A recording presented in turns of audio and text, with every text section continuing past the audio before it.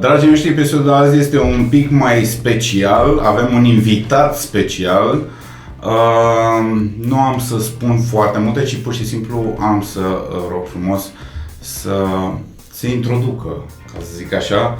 Hi James. Hello. Couple of weeks, Juliana just told me James Pryor, and I must say I'm a little confused sometimes because I think about Richard Pryor, you know, the comedian, great actor. Thank you for the opportunity to interview you. Oh, you're welcome. For those who didn't know you, I want to ask you to introduce yourself. Sure. What are you doing in AMD? Yeah. What is your position? Yeah, I'm a senior product manager for AMD in the client business unit. I have a couple of different hats that I wear. Mm-hmm. For a business development lead for the European, Middle East and African region for AMD for our channel sales.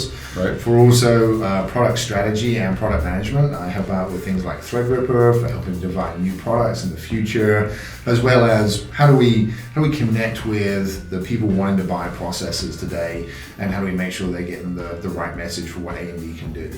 So a lot of different things. Whoa, you are a busy man. Yes. Well, also you told me that you are from England. Yeah, originally from England, moved to the US in 2000, and now I live in Austin, Texas. Oh, circuit South America. That's right, Yeah. right near Dakota. I want to ask you, what is the feedback from gaming and enthusiast community about the second gen of Ryzen and Threadripper? It's been incredibly positive. We've had from the media over 100 awards for Threadripper and more than 300 for the Ryzen. Yeah. And I think that's because of two things. Number one, we listened to the feedback for the first generation and put in some silicon level improvements, lowering the latency on the caches, on the memory, improving the clock speeds, higher boost with longer resonancy with a brand new Precision Boost 2 that lets you have more cores and threads boosting all the time. Yeah. And then also because when we came back with our second generation, we didn't go up in price. We went, we laser focused on the price point that the market was really looking for. So a simpler stack with more performance, 10+% improvement on single thread and multi-thread at every price point. Plus we adjusted those price points to be more in tune with what the enthusiasts were looking for. I think that's the right way to And launch not only the the innovation. enthusiast. Yes. Not only the enthusiast. I mean, now every gamer should buy any processor. I mean, that 200 GE is something. It's for budget computers, budget system, and you can play on it with no problem. Yes, exactly. If you're looking for an entry point into esports, if you're looking 30, 40, 50 frames per second at 720p, then this is a 35 watt processor.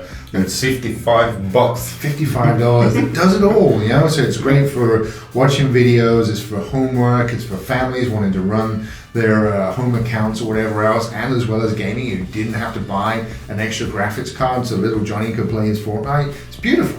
Yeah, it's a future proof because you can buy later graphic card.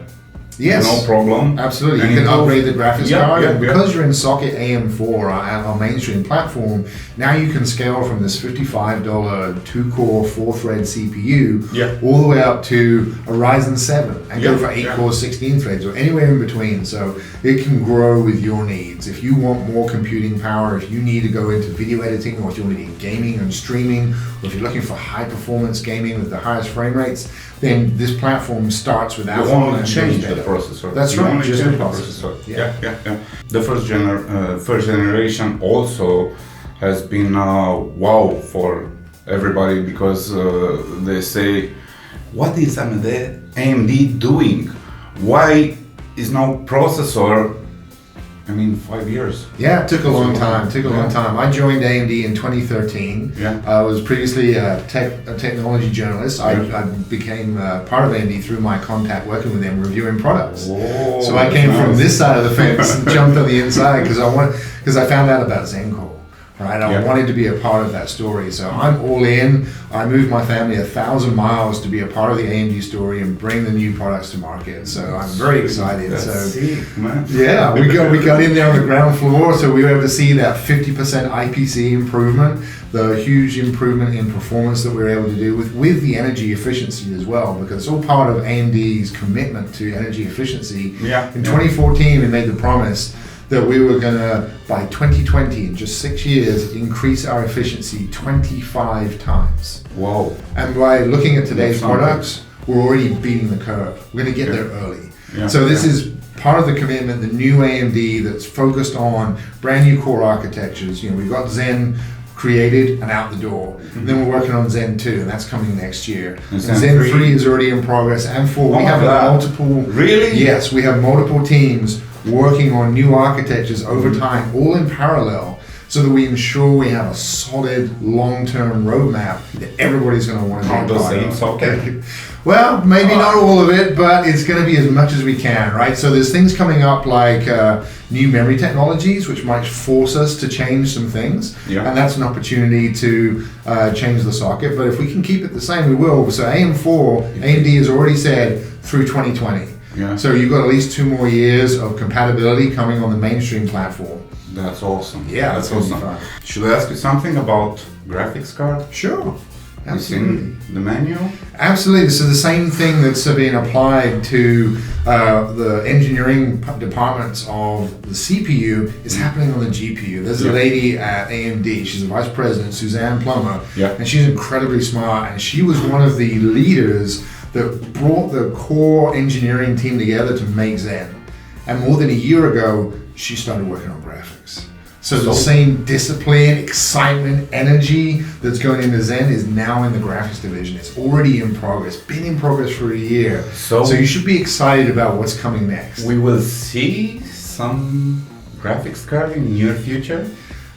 You know, finger crossed. You don't want to jinx it on a new project, so we'll see, right? When we're ready, when we're close, then you absolutely know what's coming. So it's going to be a good, solid close to the year as well as next year. It's just going to get better. These are the first steps for AMD, not the final steps. We're not saying, okay, this is Ryzen, now we can relax. We're saying this is our first step. Where is the next? I want to ask about that. Somewhere in time. Now, we have a lot of questions about, in our gaming community and hardware community, about should I take the next step? I mean, I own first generation Ryzen. Should I take the step and move to second gen? Depends on where you are in the stack. Like if you bought a Ryzen 5 1600, very popular CPU with gamers when we first launched the first gen, then upgrading to a 2700 or 2700X is going to be a really solid upgrade. You're going to see a lot of performance boost there because of the single thread, because of the new boost algorithm, because of the extra cores and threads for everything else that you're doing. That's a good upgrade. It may not be worth it to you if you already have a Ryzen 7 first gen and you're looking at the second gen, because it is a smaller difference of maybe 10%, which is solid, it's healthy, but we didn't make the second gen of Ryzen trying to get everybody who bought first gen to buy second gen. When we look at the market is every year there are people who want to buy and build gaming computers or high-end desktops, and they want something new. You don't want the year-old technology. You don't want the same core that's been in processors since 2014. You want a new core, you want a new product, you're ready to buy new. So that's why we have this new product generation, so that we could address the criticisms from the first generation, but also refresh and have people ready to go on the second generation, because maybe last year they weren't ready to buy, it wasn't the right time, they didn't have the budget. Now they are, now we can address those people too. So it really wasn't about, hey, upgrade your first to second gen. If you want to, great, I'd love that. But real world, it's not necessary. It's not necessary. You know, overclock your Ryzen. They're all unlocked, right? They come with great coolers in the box. There's plenty of third-party coolers out there which do an excellent job of keeping them cool. So you've got a lot of options. So you don't necessarily have to buy a second gen. I would really like you to, absolutely should, but it's not a requirement, right? only if you want those new features like precision boost 2, XFR2, the lower latencies. It gives you some better memory compatibility. Compatibility with great frequencies on RAM memory. Yeah, exactly, right. So you do get a little bit more memory overclocking. So if you have a high-speed memory kit and you want to get a little bit more out of it, second gen Ryzen or Threadripper is definitely the way to go. Yeah, it is. I told them about this all the time, about the memory, it's in controller, processor, something like this. I have 2 more questions. First one may be uncomfortable for you. Because I want to know your opinion about killing the hyperthreading on the blue team. What's your opinion about that? Well, I'll give you 2 answers here. So first is my answer as an enthusiast. Yeah. I was disappointed. I didn't understand why now hyperthreading is a Pentium feature. That's that's the product line you see it consistently on is Pentiums, and then i9s and i3 and i5 and i7 get nothing. I was disappointed because they're clearly using hyperthreading as not a performance differentiator, but just as a marketing differentiator. And that's just product segmentation, and that really didn't sit well for me. Now, putting my business hat on, I love it. This is great because now you've taken away one of your key selling points at a market price, right? I was 8 cores, 16 threads, you were 6, 12, now you're 8. So I've got 16 threads against 8. Yeah. So it's just, you're giving me the easy win. I don't know why they want to make it easier for me, but hey, I'll take it. Right. Yeah. This is a great place to be. From Hardware Canucks, Hardware Canucks, put a title on his video, i9. It looks AMD looks good. Yes. I mean, I grew up with Prescott, first processor with hyperthreading. Yeah. And I don't realize now why they killed hyperthreading, because they rise the frequency. That's the whole point, the whole reason. I don't know. I mean, TDP is possibly. I don't know. It depends if you believe they're rated TDPs or not. Just especially when you turn on some of the other features in there. It depends on your motherboard, how much power you're able to deliver. That it's not a clean situation. It's not so as an enthusiast, it's not so fun, right? I know from an AMD perspective, we're very proud of SMT, simultaneous multi-threading, as everybody else calls it, right? We don't have a fancy name for it, like IBM and Sun. We just call it SMT, and it gives us a really nice, healthy boost, up to 40% more throughput through a core, which is far more than you've ever seen with hyperthreading on an Intel processor. They claim 25. Yeah. So they're trying to compensate with saying, oh, we've got real cores, but the multi-thread performance isn't advancing. Yeah. And that's what this market needed. If you look at 2017, the first generation of Ryzen, here we had an 8-core, 16-thread processor that performed like an in-market $1,000 processor. True. And we launched it for under $500. Yeah. And why did we do that? Because we don't value ourselves? No, it's because we saw that the market at that price point needed that performance level. And if you look at the adoption of down the stack of Ryzen 6-core and 8-core, it's absolutely true that was what the gaming market, that was what the creators market, the streamers were looking for. It reinvigorated PC gaming like we've never seen before. And coming back as our second gen, improving performance, doubling down on our products and improving them on their weaknesses and their strengths, we're seeing that the competition really doesn't understand that just because you launch a new one with higher frequencies doesn't mean you can go up in price, right? They're going the wrong way. We're coming down. That's not a discussion, It's going the wrong way. We came in last year with $1,000 for a 16-core Threadripper, which at the time was everybody was like, "This is amazing! It's the world's fastest desktop processor at launch." And then the big one. Yeah. The big one is huge. It's as heavy as an iPhone 5. That's true. Yeah, it's a monster processor. And now we come back with 32 cores because we're able to improve our technology. We had to wait until the 12 nanometer technology was ready so we could go up in TDP, because we went from 180 at 16 cores to 250 with 32. That's not double. No. But we put double the cores in there at the same high boost frequencies and a great base rate as well. And you don't get that from just being stagnant. And we came in underneath the price of their 18 core, even their new 18 core.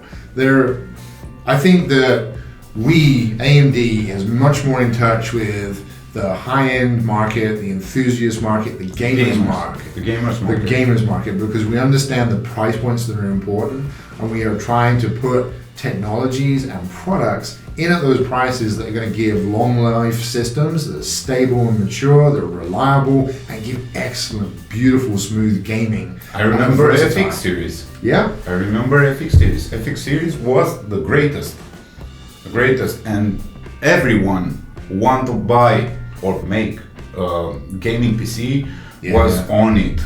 I want FX 16300 or 18300. They're very cheap and they're making the job. They do a good job, and we're still selling them today. So really? Still available? Yeah, we've still got them. They're in our stack available, so you can get those. It's a really good part of our lineup. We're focused on Ryzen. We want to grow the business. It's showing really strongly. If you go to Mind Factory in Germany, they publish their data, so you can see what it is, and we're bursting to 70+% share now. That's because nice. Our competitor is not able to react in the way that they want to. They're putting prices up, and I want to say something, but I'll be quiet. You be independent and impartial. I'll say the. I am. Exactly. With no problem. James, I want to thank you very much for taking from your time and step into our little studio.